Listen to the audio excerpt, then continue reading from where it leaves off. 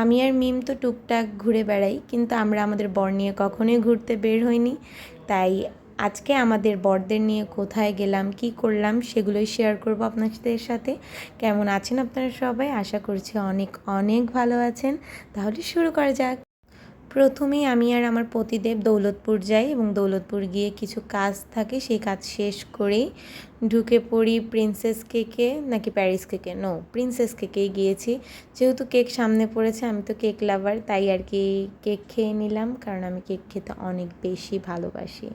আর orange ফ্লেভারের cake তো আমার আরও বেশি ভালো লাগে। এই তো কেক খাওয়ার পর মিমকে ফোন দিলাম, তোরা কত দূর? আমরা আর্ট আর্ট ক্যাফেতে যাব, যেটা মুজগুনিতে, তাই একটা সুন্দর রিক্সা নিয়ে নিলাম। এখন শুনুন আমার বর কি বলে। এই জন্য বলছি সিঙ্গারা, সমুচা, প্রসেস ফুড, প্যাকেটজাত খাবার এগুলো মোটেও খাওয়া যাবে না। আর আমার তো মনে হচ্ছে আমি যে এখন জিমে করতে হবে কিনা, এগুলো ভরে না কমে যাবে। তোমাকে বলছি প্রসেস ফুডগুলো খাওয়া বন্ধ করে দাও। তুমি সবজি খাও, ভাত খাও, মাছ খাও, মাংস খাও, কোনো সমস্যা নেই। ঠিক আছে। এরকম উপদেশ আমার বর প্রায়ই দিয়ে থাকে, যা আমি এক কানে শুনে আর এক কান থেকে বের করে দিই। এই তো চলে আসলাম আর্টি আর্ট ক্যাফেতে। আর এখন ফার্স্ট টাইম তারা দুজনেই মিট করছে, কারণ তামিম ভাই দেশের বাইরে থাকে, আমাদের বিয়েতেও যেহেতু আসতে পারেনি, তাই তাদের দুজনের প্রথমবারের মতো দেখা। আর এখানে আমি বলছিলাম যে আসলে এটা আর কি ব্রাজিলিয়ানদের মধ্যে আমি একজন আর্জেন্টিনা ফ্যান, কারণ এই তিনজন ব্রাজিলিয়ান, আমি শুধু একজন আর্জেন্টিনা, তাই ওই দিন আমাকে অনেক পচানো হচ্ছিল। আর এখানে আমি আমার পতিদেবকে বলছিলাম এরকম করো ওরকম করো ভিডিও মেক করার জন্য, কিন্তু আমার থেকে আমার পতিদেব এসব ব্যাপারে বরাবরই খুবই ভালো, সে খুব সুন্দর করে ভিডিও মেক করতে পারে।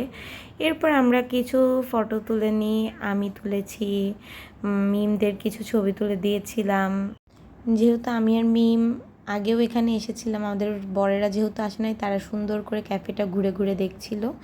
আর ঘুরে ঘুরে দেখার পর বলল তাদের এই ক্যাফেটা বেশ ভালো লেগেছে। আর এখন আমরা খাবারের অর্ডার দিয়েছিলাম, সেই অর্ডার করা খাবারগুলোও চলে আসে। স্যুপ ছিল, ফ্রেঞ্চ ফ্রাই ছিল, কোক ছিল, আইসক্রিম ছিল।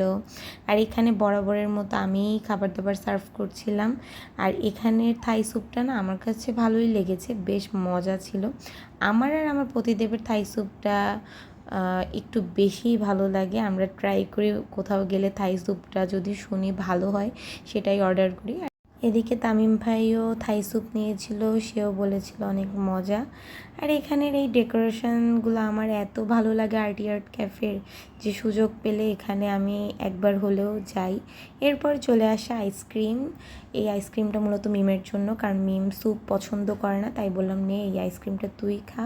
আর এখানে আমরা ফ্রেঞ্চ ফ্রাই খেয়েছিলাম। আর এখানে স্যুপের কালারটা দেখুন কি সুন্দর স্যুপের কালার।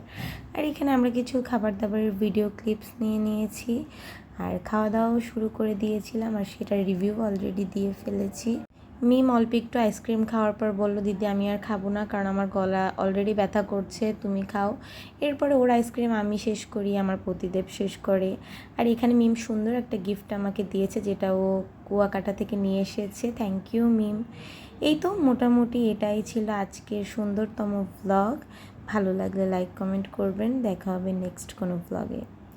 টাটা।